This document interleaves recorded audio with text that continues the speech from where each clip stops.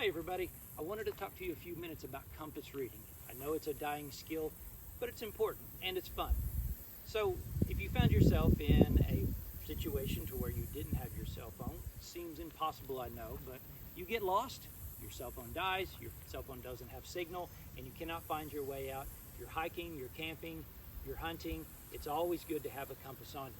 So we're going to make a really quick video to dumb down every aspect of compass reading, make it super non-confusing where you can teach anybody how to read a compass, whether it's a small group or whether it's a Boy Scout group or whatever.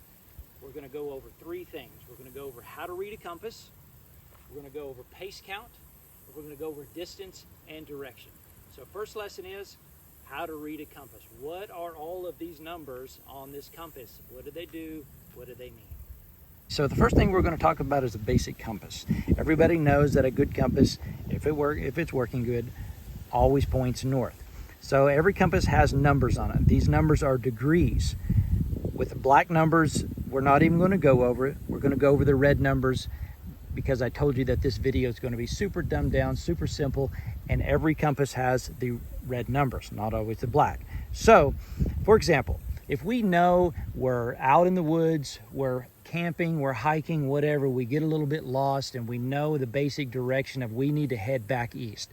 Okay, bam, we've got our compass. We can get in that basic direction again by simply walking east.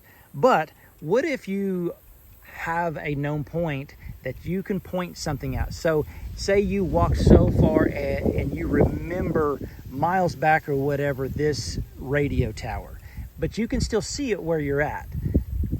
But when you get into the valleys, in the low-lying areas where there's trees, things like that, you may not be able to see that radio tower anymore.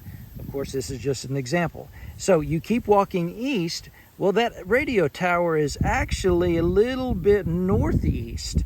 So therefore, you need to be able to see what degree the position that you're moving towards is. So when you're walking when you first get lost and you see that radio tower, you can take your compass and you can put it up to your eye and you can actually point like a gun to your known point, which is the radio tower or whatever it may be, and actually get your degrees. That way, if you're going through the woods, things like that, going through the mountains, hills, valleys, whatever, and you lose focus of that radio tower, you always know that that radio tower is going to be 60 degrees, because if you just keep walking east, you're likely going to walk straight past that radio tower. So these degrees are to give us a very specific direction. Now let's go over pace count, because sometimes it's important to know how far you have traveled, especially if you know how far you need to travel, to make sure you have not overshot your point that you need to go. Maybe it's dark, maybe you think you're there when in reality you have a long way to go and you don't even know it. So we're going to talk about pace count. So what you'll see behind me, if you can see them, you'll see an orange flag over here, and you'll see an orange flag right here to my left. So pace count is basically the amount of steps that it takes you to get a certain distance. In order to get this, you have to have a known distance. So to get that known distance, you can use a tape measure, you can use your own pace count if you know it, or you can use a laser rangefinder. These are very cheap, you can pick up, especially if you're putting together some kind of compass course for a group. This is handy to have. So we'll say these 2 points behind me are 30 meters, okay? So what we would do is we would line everybody up in our group at one point, and you would have every one of them walk in a line and count their steps. 2, 3, 4, 5, 6, 7, 8, 9, 10, 11. So everybody's pace count is going to be a little bit different, because everybody's steps a little bit different. So that tells me that for my pace count, for me to go 30 yards, 30 meters, 30 feet, however much distance that you shot, it takes me 11 steps.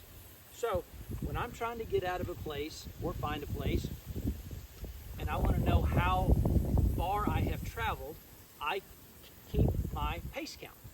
So I'm walking along.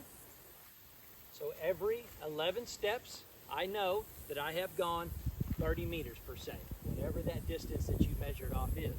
So every 30 meters, I'll pick up a stick, I'll pick up a rock, I'll pick up something, and I can always go back and count those and do my math and actually figure out how long I have gone, or how long more that I need to go. So that's a quick crash course on pace count. Now let's go over azimuth and direction. So we got our compass. We've already went over how to use this compass. So we're going to go back to the water tower or the radio tower aspect. So you're kind of lost. You're able to see that radio tower, but you know that you're not going to be able to see that radio tower the whole way. It's going to get dark. You're going to be going through the forest. You're going to be going through hills and valleys. You're going to lose focus of it. So, like I explained before, we'll say our radio tower is way back a few miles, but you can see it. So you're going to take your compass. You're going to hold it up. You're going to get that. You're going to get that good float on that compass, so you know it's not stuck. And you're going to shoot what's called an azimuth. Okay. Once you've shot your azimuth, you look down. You see how many degrees that is. All right. And you will never ever deviate from those degrees unless you have to go around something. And going around something is a totally different course. So we're going to do straight line distance travel only.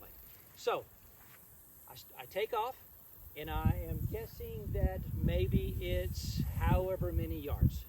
We'll say 1,000 yards or more. Could be 2 or 3 miles. Depends on how lost you are. So we already know our known distance. And so we're gonna start taking off in that direction, and every so often, maybe every time we pick up that rock to get our pace count, to keep our pace count, or to every time we do it twice or 3 times. However, we're going to shoot another azimuth to make sure that we're on the right degrees. Because if you deviate from that, if you get off path even a little bit, the longer the distance, the more you're off. It's like shooting a gun. If you're off a little bit and it's close, it's not that big of a deal. But if you're off a little bit and it's far away, that's a really big deal, and you'll find yourself in a completely different direction, more lost than you were before. That's why it's important to shoot that azimuth every so often to make sure you're going in the right direction. Now, to actually set up a compass course, really simple, really fun way to do it is, 1, teach all the kids or your group how to read the compass. 2, set up an accurate pace count so they can all get their own pace count. The third one is, now that you've gotten all of the lessons done, the third thing you want to do is set up your own compass course. And so you go away in an area and you set up maybe hidden things. Set them all out, and you have your known starting point. And so from there, after you've set up all your targets, whether they're, you're hiding stuff in trees or under grass or in rocks, in a larger area, of course, you can write something on that, the note or something. When they find it, they can bring it back to you, however you want to make it fun. But from that known point, after you've hid your stuff, you'll go back, you'll shoot an azimuth to exactly where that area where that's hidden. Okay. So and then you write it down. Okay, point 1 is this many degrees. All right. So now your kid has to come up to the known point where everybody's starting.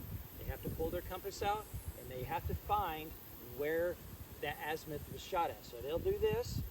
All right. So 60 degrees, and they'll turn 60. Okay. So they know it's got to be in that direction. Now let's talk about this. This is where your laser rangefinder comes in good.